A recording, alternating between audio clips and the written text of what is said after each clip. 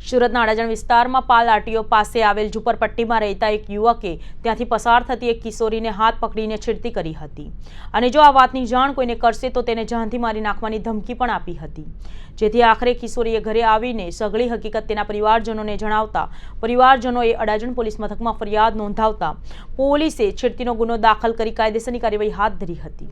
બનાવની વિગત એવી છે કે અડાજણ વિસ્તારમાં પાલ આરટીઓ પાસે રહેતી 17 વર્ષીય કિશોરી ઘરેથી દૂધ લેવા માટે નીકળી હતી। પાલ આરટીઓ પાસે આવેલ દુકાન પર દૂધ અને શેમ્પૂ લઈ કિશોરી ઘરે પરત ફરતી હતી, ત્યારે પાલ આરટીઓની પાછળ ઝુંપડપટ્ટીમાં રહેતા રાજુભાઈ શેરા તેરસિંગ નેસડતા અચાનક જ ત્યાં આવી ચડ્યો હતો અને પોતાના બંને હાથ ફેલાવી કિશોરીનો રસ્તો રોકી તેને હેરાન પરેશાન કરવાનું ચાલુ રાખ્યું હતું। આખરે કિશોરીએ દોડ મૂકી ત્યાંથી ભાગવાનો પ્રયત્ન કરતા રાજુએ પણ તેની પાછળ દોડ મૂકી પાલ ઉમરા બ્રિજ નીચે તેને પકડી લઈ તેનો હાથ ખેંચીને તેનો લાજ લેવાની કોશિશ કરી હતી। આ ઉપરાંત આ વાત જો કોઈને જાણ કરશે તો તેને જાનથી મારી નાખવાની ધમકી પણ આપી હતી,